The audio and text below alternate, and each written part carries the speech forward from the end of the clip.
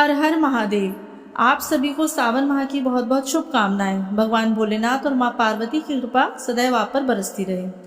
आज की इस वीडियो में हम सावन मास महात्म्य अध्याय 17 का श्रवण करेंगे, जिसमें भगवान शिव द्वारा सनत कुमार को श्रावण मास की अष्टमी को देवी पवित्रारोपण, पवित्र निर्माण विधि तथा नवमी का कृत्य बताया गया है। तो वीडियो की शुरुआत करने से पहले हम आपको बता दें कि हमारे इस चैनल पर डेली ही शिव महापुराण और श्रावण मास महात्म्य की कथा सुनाई जा रही है। तो आपने अभी तक हमारे चैनल को सब्सक्राइब नहीं किया है तो चैनल को सब्सक्राइब करें, और आपको अगर हमारी वीडियो पसंद आती है तो वीडियो को लाइक एंड शेयर जरूर करें। अगर आपके पास हमारे लिए कुछ सुझाव हैं तो उसको कमेंट बॉक्स में लिखना भी ना भूलें।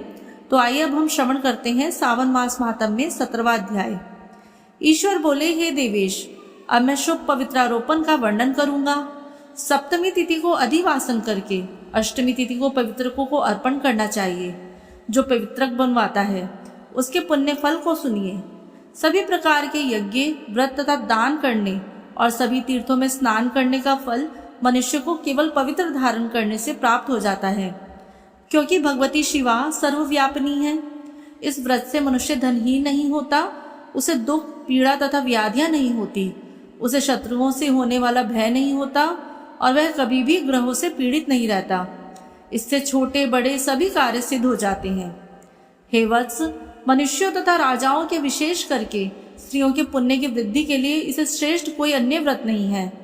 हे तात, सौभाग्य प्रदान करने वाले इस व्रत को मैंने आपसे प्रति स्नेह के कारण बताया है। हे ब्रह्मपुत्र, श्रावण मास के शुक्ल पक्ष की सप्तमी तिथि को अधिवासन करके देवी के प्रति उत्तम भक्ति से संपन्न वह मनुष्य सभी सामग्रियों से युक्त होकर सभी पूजा द्रव्यों, गंध, पुष्प, फल आदि अनेक प्रकार के नैवेद्य तथा वस्त्राभरण आदि संपादित करके इनकी शुद्धि करे। इसके बाद पंचगव्य का प्राशंस कराए, चरु से दिग्बली प्रदान करे और अधिवासन करे।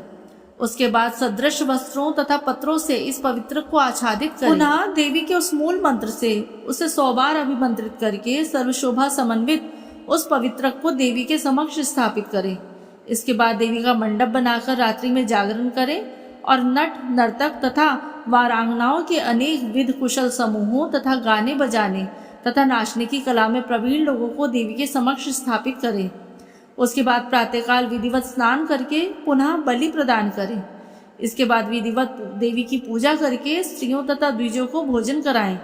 पहले देवी को पवित्र अर्पण करें और अंत में दक्षिणा प्रदान करें। हे वत्स, अपनी सामर्थ्य के अनुसार कार्य सिद्धि करने वाले उस नियम को धारण करें। राजा को प्रयत्न पूर्वक स्त्री के प्रति आसक्ति, जुआ, आकीट तथा मांस आदि का परित्याग कर देना चाहिए। ब्राह्मणों तथा आचार्यों को स्वाध्याय का और वैश्यों को खेती का कार्य तथा व्यवसाय नहीं करना चाहिए। 7, 5, 3, 1 अथवा आधा दिन ही त्याग पूर्वक कर रहना चाहिए और देवी के कार्यों में निरंतर अपने मन में आसक्ति बनाए रखनी चाहिए। हे मुनि सत्तम, जो बुद्धिमान व्यक्ति विधान पूर्वक पवित्रारोपण नहीं करता उसकी वर्ष भर की पूजा व्यर्थ हो जाती है। अतः मनुष्य को चाहिए कि देवी पारायण तथा भक्ति से संपन्न होकर प्रत्येक वर्ष शुभ पवित्रारोपण अवश्य करे। कर्क या सिंह राशि में सूर्य के प्रवेश करने पर शुक्ल पक्ष की अष्टमी तिथि को देवी को पवित्र अर्पित करना चाहिए। हे सनत कुमार, इसके ना करने में दोष होता है, इसे नित्य करना बताया गया है। सनत कुमार बोले, हे देवदेव, हे महादेव, हे स्वामिन, आपने जिस पवित्र का कथन किया वह कैसे बनाया जाना चाहिए उसकी संपूर्ण विधि बताइए। ईश्वर बोले, हे सनत कुमार, सुवर्ण, ताम्र, चांदी, रेशमी वस्त्र से निकाले गए कुश, काश के या ब्राह्मणी के द्वारा काटे गए कपास के सूत्र को तिगुना करके फिर उसका तिगुना करके पवित्रक बनाना चाहिए। उनसे 308 तारों का पवित्रक उत्तम और 270 तारों का पवित्रक मध्यम माना गया है। 180 तारों वाले पवित्रक को कनिष्ठ जानना चाहिए। इसी प्रकार 100 ग्रंथि का पवित्रक उत्तम, 50 ग्रंथि का पवित्रक माध्यम तथा 26 ग्रंथि का सुंदर पवित्रक कनिष्ठ होता है। अथवा 6, 3, 4, 2, 12, 24, 10 या 8 ग्रंथियों वाला पवित्रक बनाना चाहिए। अथवा 108 ग्रंथि का पवित्रक उत्तम, 54 ग्रंथि का मध्यम तथा 27 ग्रंथि का कनिष्ठ होता है। प्रतिमा के घुटने तक का लंबा पवित्रक उत्तम, जंघा तक का लंबा पवित्रक माध्यम तथा नाभि पर्यंत पवित्रम अधम माना गया है। पवित्रक की सभी शुभ ग्रंथियों को कुमकुम से रंग देना चाहिए। इसके बाद अपने समक्ष शुभ सर्वतोभद्र मंडल के पर देवी का पूजन करके कलश के ऊपर बांस के पात्र में पवित्रों को रखना चाहिए। 3 तार वाले पवित्रक में ब्रह्मा, विष्णु तथा महेश का आवाहन करके स्थापित करें। इसके बाद का सुनिए। 9 तार के पवित्रक में ओमकार, सोम, अग्नि, ब्रह्मा, समस्त नागों, चंद्रमा, सूर्य, शिव तथा विश्व देवों की स्थापना करें। हे सनत कुमार, अब मैं ग्रंथियों में स्थापित किए जाने वाले देवताओं का वर्णन करूंगा।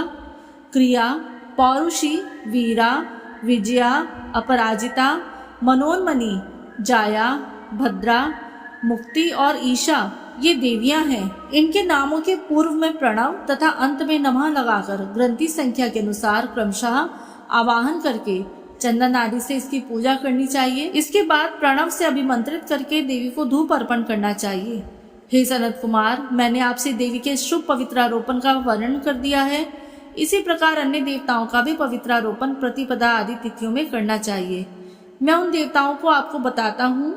कुबेर, लक्ष्मी, गौरी, गणेश, चंद्रमा, बृहस्पति, सूर्य, चंडिका, अम्बा, वासुकी, ऋषिगण, चक्रपाणी, अनंत, शिवजी, ब्रह्मा और पितर, इन देवताओं की पूजा प्रतिपदा आदि तिथियों में करनी चाहिए। यह मुख्य देवता का पवित्रारोपण है। उनके अंग देवता का पवित्रक 3 सूत्रों का होना चाहिए। ईश्वर बोले, हे विपेंद्र, अब मैं श्रावण मास के दोनों पक्षों की 9वीं तिथियों के करने कृत्य को बताऊंगा। इस दिन कुमारी नामक दुर्गा की यथाविधि पूजा करनी चाहिए। दोनों पक्षों की 9वीं के दिन नक्त व्रत करें और उसमें दुग्ध तथा मधु का आहार ग्रहण करें अथवा उपवास करें। उस दिन कुमारी नामक उन पापनाशनी दुर्गा चंडिका की चांदी की मूर्ति बनाकर भक्ति पूर्वक सदा उनका अर्चन करें। गंध, चंदन, कनेर के पुष्पों, दशांग, धूप और मोदकों से उनका पूजन करें।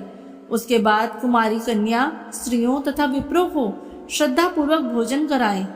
फिर मौन धारण करके स्वयं बिल्वपत्र का आहार ग्रहण करें। इस प्रकार जो मनुष्य अत्यंत श्रद्धा के साथ दुर्गा जी की पूजा करता है वह उस परम स्थान को पा जाता है जहाँ देव बृहस्पति विद्यमान है। हे विधि नंदन, यह मैंने आपसे 9वीं तिथि का कृत्य कह दिया। यह मनुष्य के सभी पापों का नाश करने वाला है, सभी संपदाएं प्रदान करने वाला, पुत्र पौत्र आदि उत्पन्न करने वाला और अंत में उन्हें उत्तम गति प्रदान करने वाला है। इस प्रकार श्री स्कंद पुराण के अंतर्गत ईश्वर सनत कुमार संवाद में श्रावण मास महात्म्य में अष्टमी तिथि को देवी पवित्रारोपण नामक 17वां अध्याय पूर्ण हुआ। ओम नमः शिवाय।